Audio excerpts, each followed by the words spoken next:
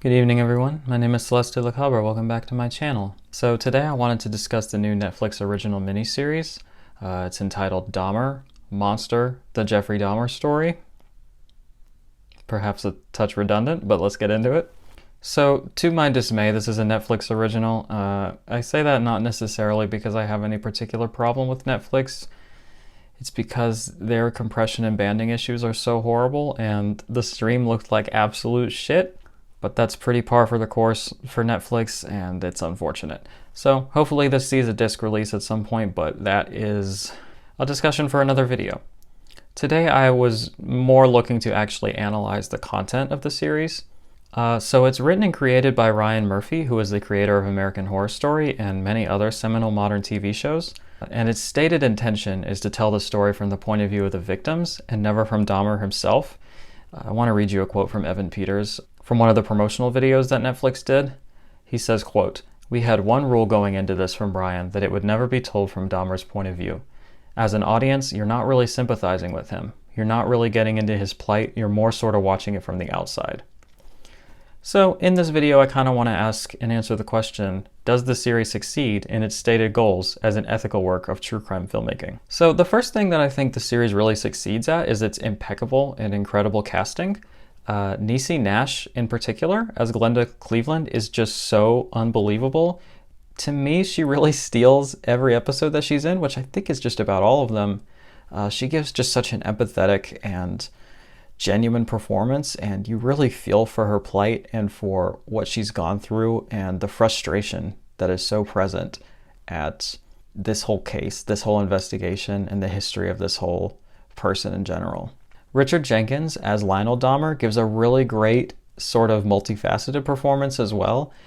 In some episodes, he's like a real piece of shit and you really hate him. But in others, he's a more complex, sort of damaged and sad human being. He's essentially gone through a tragedy of his own, and he has to kind of grapple with this sort of traditional masculinity as he watches his son go through this, and as he comes to grips with his role in it, and as he comes to grips with his own grief as well. In terms of the cameo performances, I really want to highlight Rodney Burford, who gives just an unbelievable performance as Tony Hughes in episode 6, which we'll get to in a second. But it is just such a beautiful and wonderful performance, and I can't believe that this is his acting debut. He played himself in a previous Netflix series, but this is his first proper acting role, and I think he did an absolutely marvelous job. So as I've just mentioned, the main thing that I want to praise is episode 6. I think that is just such a moving and beautiful microcosm of storytelling, and I think it's the episode that has the most correct framing of the issues. We actually start with the person who's victimized as opposed to starting with Jeffrey Dahmer, and we actually take the time and the emotional care to build up this person as a character and as a real human being, and we really get to care about him. We know a lot about his life. He's a real fleshed out character as opposed to just another person that Jeffrey Dahmer brutalizes. The directing in this is so impeccable as well. I love the way that sound design is utilized. Depending on which character we're focusing on, the sound will come in and out, as Tony's character is deaf, but Dahmer's character is not.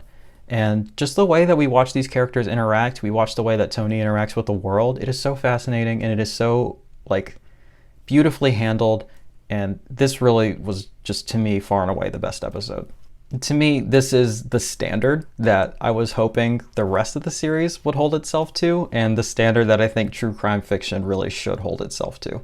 Another thing that I think the series really succeeds in is the diversity of its directors. Over half of the people who directed it are people of color, and 2 of them are LGBT, and not a single person who directed any episode in this series is a white man. I love how they just did that and didn't make a big thing out of it and cause some kind of bullshit culture war. It's because, it's always made out to be this thing that's so difficult. We just can't find qualified minorities to direct. And yet they got 4 or 5 of them, and they're all excellent. Jennifer Lynch directs some excellent episodes. Greg Araki is in here, who's one of my all-time favorite directors. There's just a lot of great talent here. The reason that this is important, it's always important, but especially for this subject matter, Jeffrey Dahmer was a gay man, and most of his victims were people of color, and just about all of them were gay to some extent. So this makes it a really sensitive story for oppressed people, and it's one that would be really easy for an outsider to mess up. It's also worth mentioning that Ryan Murphy himself is gay. I've seen some murmurings online where people are like, get out of your, like, get back in your lane, like, stop telling our stories. And I'm like, I don't know if you know that he's actually gay and married to a man. But anyway, the representation here is done well, and it's important. In terms of things that I think are done well, I really want to praise the entire second half of the series. It pretty much exclusively focuses on the victims, both the direct victims and the peripheral victims of Jeffrey Dahmer's crimes. And it really takes the time to focus on how his actual violence and the legacy of his trauma actually affects them. Another big thing that I think this series does really well is throughout the series, systemic failures are really highlighted, and rightly so.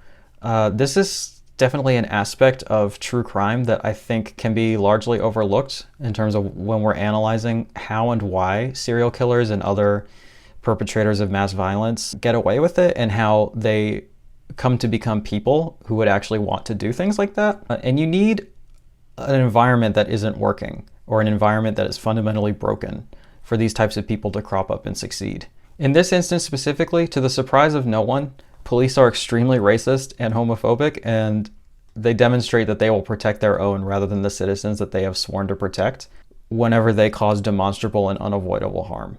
Jeffrey Dahmer is given extreme leniency in the justice system when he is initially caught in his, I think, 2 or 3 sexual indiscretions, and it's because he's white, straight up. His victims are ignored and mocked, and it's pretty clear that the reason that this happens is because they're not white. There's a really important scene when Jeffrey Dahmer is initially receiving sentencing for sexually assaulting a child, and the judge is essentially like, you remind me of my grandson. You don't deserve this. You need to have a second chance. So I'm gonna be lenient with you. And the family of the person who was assaulted is just completely taken aback, and they try to explain their plight, but because English isn't their first language, the judge just kind of ignores them and brushes them off, and they're kind of swept under the rug and treated horribly throughout the series. In addition to this, people don't really put in the effort or care for Jeffrey Dahmer's victims or look into his patterns because they're homophobic. If you've seen the show, you'll know what I'm talking about when I talk about the delousing scene, and this is pretty much the best microcosm of what I'm talking about here in the series. Dahmer utilizes his white privilege to convince the cops that a child that he is currently raping and murdering is his consensual lover, because the cops don't want to look at his quote-unquote gay stuff, or they don't want to catch AIDS by spending longer than 2 minutes in his apartment. Had they actually been decent people and not been extremely homophobic, they would have known how gay relationships operate, and that they are supposed to be consensual, and that it does not involve drugging and butchering a 14-year-old child. And they would have actually been comfortable with being in this person's house long enough to find the myriad of evidence linking him to these crimes.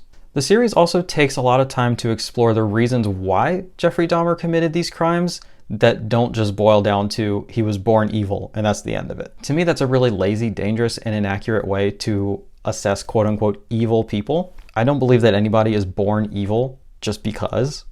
I believe that your biology and your environment shape who you are, and you're not just born broken. The show explores childhood abuse, religious repression of his homosexuality, and potential imbalanced brain chemistry as potential factors for his behavior. Now that I've spent a good amount of time praising the series, let's really talk about where I think the series falls short and really kind of fails.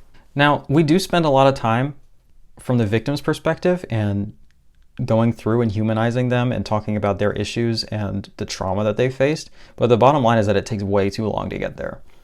The first half of the series, while it is very well done, is a pretty standard true crime affair. We spend the vast majority of the runtime on Dahmer's character, and many shots go a little bit far in relishing in his idiosyncrasies and funny disposition. There's already memes going around of some of the funny scenes from this, and I think that that's probably a failure of your show. There's one scene in particular where at the end of an exercise montage, Evan Peters' body is just really toned and glistening, and the camera just kind of pans up his body with straight up bedroom eyes. Whether this was intentional or not, it seems to me like pretty blatant fan service to the kind of fangirly, fanboy segment of the true crime community where young people end up having crushes on these serial killers and glamorize them. I mean, it's explored later in the series when he starts getting fan mail, and it seems like they're kind of catering to this a little bit. That kind of brings me to my thoughts on Evan Peters' performance. You'll notice I didn't praise it at the beginning, even though I do think it's very good. The problem is just that at the end of the day, he's way hotter than Jeffrey Dahmer was in real life, and as an actor and as a character, he's extremely charming and he's really funny. Now, this could be necessary in showing how Dahmer was able to gain the trust of his victims, but at the end of the day, I feel like we're still fulfilling a pretty grotesque fantasy, which is being a serial killer and still getting a sexy A-list actor to play you in the top-rated show on the fucking planet. Jen Chaney over at Vulture wrote a really excellent review of the series, and I want to talk about that in some of her points for a little bit. She highlights some really glaring issues with the show.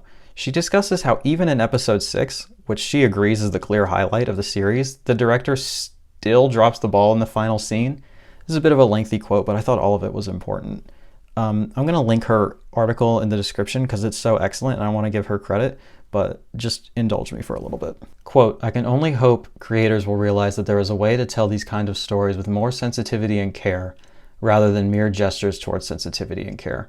In the 6th episode, Dahmer does exactly that, but it doesn't maintain that approach for the entirety of its season. Even the final act of Silenced, which is the 6th episode, can't help itself, ultimately leaving us with a nasty image of Dahmer sitting down to eat a freshly cooked organ that once resided in Tony's body. Honestly, no one, least of all the friends and family of Hughes and Dahmer's other victims, need to witness that moment and be traumatized or re-traumatized by it. It's admirable that Dahmer wants to honor the victims' lives and celebrate who Hughes was as a person, but that effort can't be a complete success in a show that insists on literally reducing Hughes to a piece of meat." She also talks about how the show attempts to critique creating entertainment out of genuine real-life horrors and trauma, but never quite escapes being that exact thing that it sets out to critique.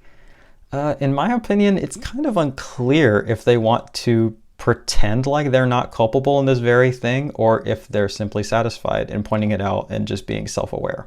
So now that I've kind of run through what I feel the show does well and what I feel it fails at, let's kind of go back to the question at the beginning. Does the series accomplish its stated goal of telling the story from the viewpoint of the victims?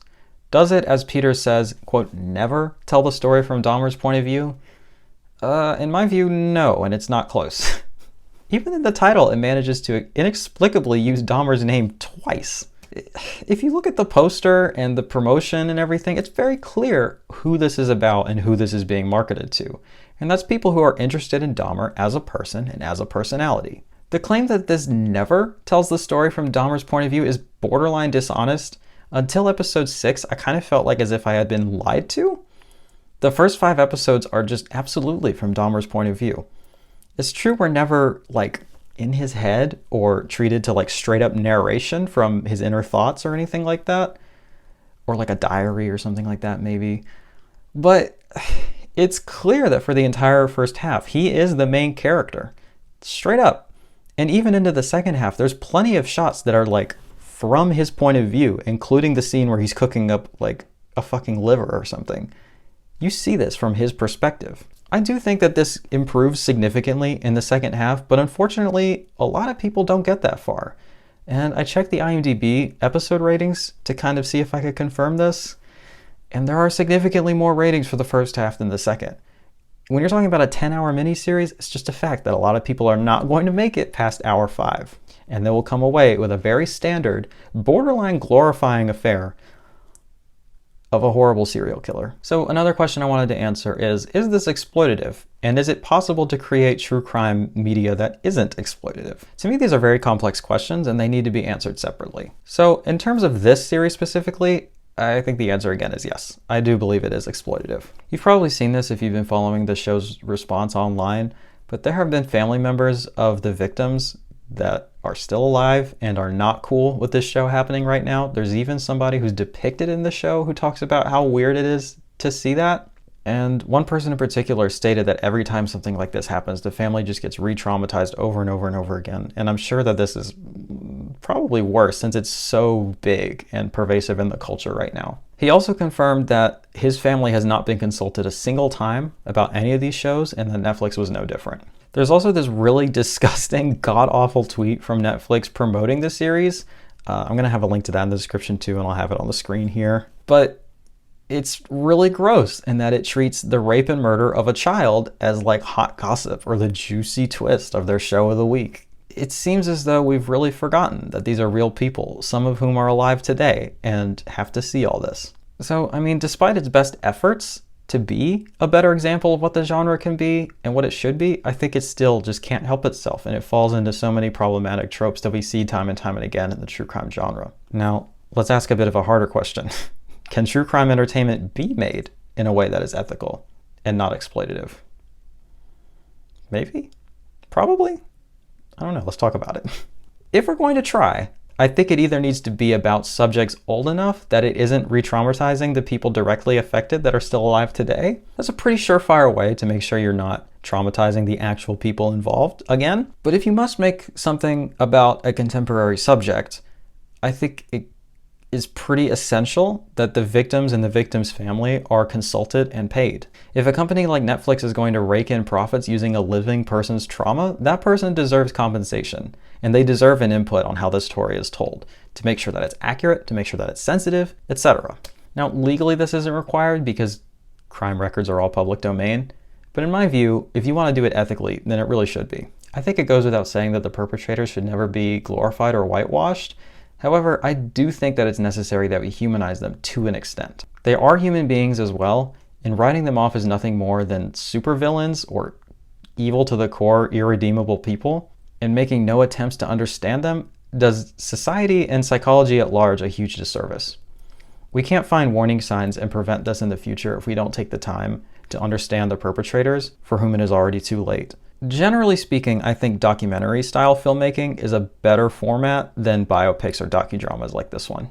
Now, if we are going to be adding entertainment as opposed to just strictly documenting, which does have its own strengths as an approach and as a format, the victims should come first, full stop. If your audience can immediately name the perpetrator and multiple facts about them, but it can't name a single victim, you've done something horribly wrong. So I know I spent a lot of time criticizing this, and I think it does have a lot of very deep and serious problems, but in terms of the filmmaking and how captivating it is and how well it's executed and how well the things it does do well thematically are pulled off, I do overall think it's a good series and I would recommend it, with a lot of caveats, as you can see, because we've spent about 20 minutes now talking about some caveats. But overall I rated this a 7 out of 10. I do enjoy it. I do hope it gets a disc release because I think it'd be like watching it again for the first time in decent quality, and that's it. If you enjoyed this, if you enjoy in-depth analyses of film and TV and you want to see more of that, please click the subscribe button and join our gay little film club. I put up a few videos every week. We talk about films, we talk about Blu-rays, we talk about physical media. So if you want to look into cinema a little bit deeper, come join us. Please like the video as it helps others find me in the almighty algorithm, and please leave comments telling me your thoughts. Let's start a productive dialogue in the comments. That's always my favorite part of this, is reading you all's comments. There's also links in the description where you can find my Letterboxd, my Instagram, and my Rate Your Music accounts if you want to get a little more intimate with me. Until next time, I love you all. Hail Satan.